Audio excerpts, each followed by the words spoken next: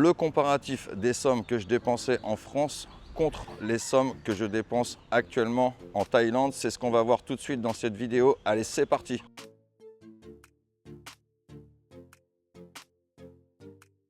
La petite parenthèse pour tous vos visas vers la Thaïlande, notamment visa DTV, visa retraite, OA et tous les visas possibles pour la Thaïlande, n'hésitez pas à contacter visathailande.fr. Je vous mets le lien et le contact WhatsApp en description de vidéo ainsi qu'en commentaire épinglé. Donc je vous ai tout noté sur un petit papier, on va voir tout ça ensemble. La première dépense, et qui est en général la dépense la plus importante forcément, c'est le loyer. En France, je payais 650 € pour une petite maison en région parisienne. C'était une maison qui était très sympa, que j'aimais beaucoup. J'ai eu du mal à quitter d'ailleurs, parce qu'en France, on sait tous les difficultés à trouver un logement bien et abordable. Donc j'avais beaucoup de chance de ce côté-là. J'avais trouvé cette maison, je suis resté une dizaine d'années dedans. Donc je payais 650 €. Donc c'était une maison qui était sur 3 niveaux, avec un petit jardin. C'était vraiment pas cher. Alors moi, il faut savoir que c'était des maisons HLM. Donc c'était des maisons mitoyennes, mais c'était vraiment très propre, très sympa, dans un quartier très calme. J'aimais beaucoup. C'est ce qui m'a retenu le plus longtemps en France d'ailleurs.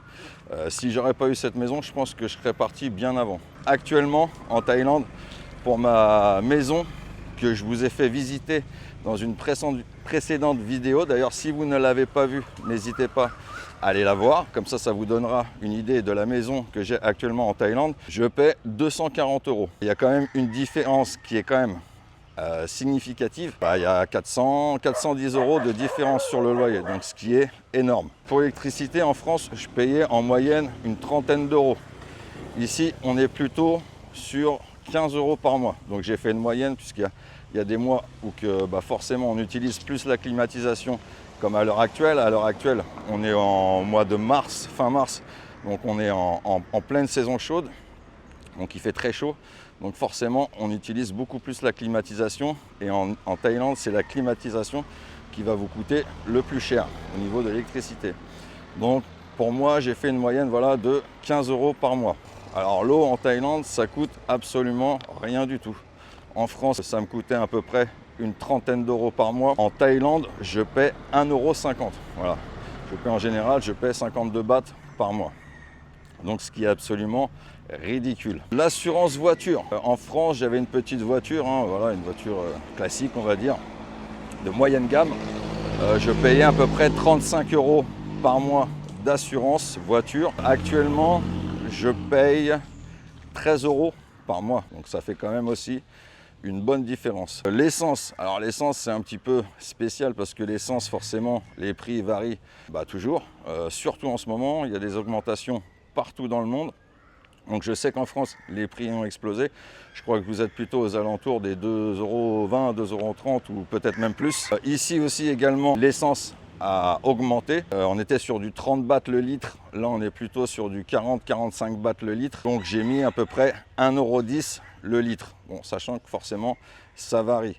Mais de manière globale, l'essence en Thaïlande comparée à la France est toujours à peu près moitié moins cher. En temps normal, le litre d'essence est à peu près à moins d'1 €, 85-90 centimes, ça dépend des périodes.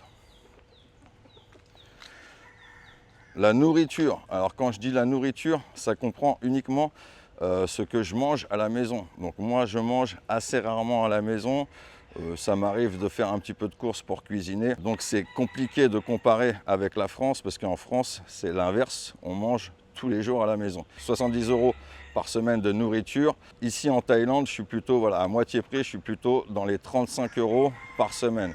Donc ce qui comprend l'eau, les boissons, et puis la nourriture que je vais cuisiner de temps en temps. Les restaurants, alors c'est pareil, c'est un petit peu compliqué à faire le calcul parce qu'au niveau des restaurants, en France, j'y allais quasiment pas. Je me faisais peut-être un resto ou deux, voire 3 dans le mois. Ici, je mange au restaurant absolument tous les jours. Donc ça peut être 2, même voire 3 fois par jour. Donc en général, c'est plutôt 1 à 2 fois. Mais il n'y a pas de règle. Mais en tout cas, je mange au restaurant absolument tous les jours. Donc c'est un calcul qui n'est pas facile à faire. Donc ça, c'est un petit peu au bon vouloir de chacun. Le téléphone, donc forfait téléphone, en France, je payais 5 € par mois. En France, maintenant, il y a des forfaits qui coûtent rien du tout, hein, les forfaits sans engagement. Donc moi, j'avais trouvé ce bon truc-là. Je payais 5 € par mois. C'est exactement la même somme que je paye en Thaïlande. En Thaïlande, c'est pareil. Voilà, je paye 5 € par mois pour le forfait téléphone. D'ailleurs, si vous voulez des renseignements sur toutes les sommes, ou par quel opérateur téléphonique, par exemple, je passe ou quoi aux caisses, n'hésitez pas à me demander dans les commentaires et je vous dirai les bons plans. L'Internet, en France, je payais une vingtaine d'euros. C'est à peu près l'équivalent de ce que je paye en Thaïlande. Il y a très peu de différence aussi là-dessus. En Thaïlande, je paye 18 € d'Internet par mois. C'est la fibre, hein. En France, c'est pareil, c'était la fibre que j'avais, donc il y a très peu de différence là-dessus. Les taxis. Donc les taxis en France, ça coûte très cher, même qu'on passe par les applications. Il y a plusieurs applications de taxis en France. Une petite course moyenne dans Paris ou en banlieue parisienne, on va dire, pour faire un petit trajet de 8 à 10 minutes, ça va être à peu près, je pense, hein, à l'époque c'était ça que je payais, donc entre 12 et 15 €. Ici, ça va plutôt être 1 €. Voilà. Ici, quand je fais un petit trajet de chez moi pour aller en plein centre-ville, voilà, je paye à peu près entre 28 et 40 bahts. Donc ça peut être entre moins d'1 € et plus d'1 €. Voilà. Donc c'est pareil, les courses de taxi changent, ça varie selon les jours, selon l'heure. Mais en Thaïlande, voilà, ça coûte vraiment que dalle. Le massage. Alors bon, c'est vrai qu'en France, on ne fait pas énormément de massage parce que c'est une activité de luxe, on va dire. Mais en Thaïlande, c'est quelque chose qu'on peut se permettre de faire très régulièrement. Donc le massage en France, je crois que ça se situe entre les 60 et 90 € l'heure. En Thaïlande, voilà, on est sur du 7-8 € de l'heure. Selon le type de massage que vous allez faire, les prix sont différents. Mais en moyenne, voilà, on va être sur du 7-8 € le massage pour une heure. Donc c'est totalement accessible à tout le monde et pour vraiment, pour quasiment rien. Le coiffeur, en France, les prix moyens, c'est à peu près une vingtaine d'euros pour une coupe. Alors bien sûr, il y a des coiffeurs bien moins chers. On peut trouver des coiffeurs à 10 € aussi, je crois, en France. Il y a des coiffeurs aussi qui sont bien moins chers en Thaïlande. Vous avez même des coiffeurs qui sont à 60 bahts. Donc 60 bahts, ça fait 1,50 €, 1,70 €. Moi, je prends un coiffeur qui est un petit peu plus stylé, on va dire, parce que j'ai plus beaucoup de cheveux, donc c'est compliqué de me coiffer. Donc moi, je paye l'équivalent, enfin 300 bahts la coupe de cheveux avec la barbe, ce qui représente à peu près pareil, 7-8 €. L'assurance santé. L'assurance santé, en France, beaucoup de gens pensent que l'assurance santé est gratuite, alors que c'est totalement faux, hein. Vous êtes prélevé tous les mois sur votre fiche de paie pour votre sécurité sociale. Donc déjà, vous payez ça de cette façon-là. Et ensuite, en France, maintenant, 90% des gens ont une mutuelle et doivent payer une mutuelle. Moi, c'était mon cas. Quand j'avais une mutuelle, en France, je payais 70 € par mois de mutuelle. Donc peut-être que certaines personnes vont me dire que c'est cher, d'autres personnes vont me dire que c'est correct, d'autres personnes payent plus cher que ce que je payais avant. En tout cas, moi personnellement, c'est ce que je payais. Voilà. Je payais 70 € par mois. Et en Thaïlande, mon assurance santé me coûte 35 € par mois. Donc vous voyez que la santé ne coûte pas forcément beaucoup plus cher en Thaïlande qu'en France. Il suffit de trouver une bonne assurance qui vous convient. D'ailleurs, si vous avez besoin d'une assurance, c'est pareil.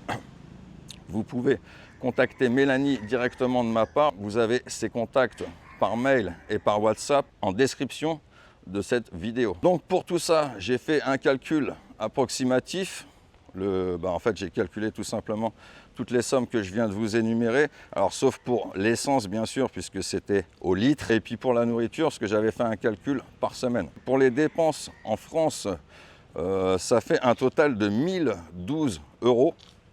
Et en Thaïlande, on est sur un total de 377 €.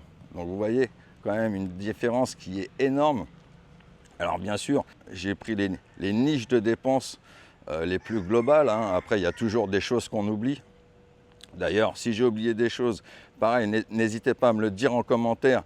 et à me demander combien je paye, je vous répondrai, il n'y a aucun souci. Donc pour résumer, de manière globale, la Thaïlande, la vie en Thaïlande coûte environ 3 fois moins cher, ce qui permet de vivre en Thaïlande soit avec peu d'argent ou soit d'avoir un niveau de vie, on va dire un peu plus VIP. Avec un salaire français moyen vivant en Thaïlande, voilà, vous pouvez vivre vraiment de manière plus que correcte et même limite voilà, VIP, vous allez très bien vivre. Alors je sais qu'il y a des personnes qui vont dire, d'ailleurs n'hésitez pas pareil à le dire dans les commentaires, les personnes qui vont me dire ah oui mais moi il me faut tant pour vivre par mois, moi je paye pas ci, moi je paye pas ça.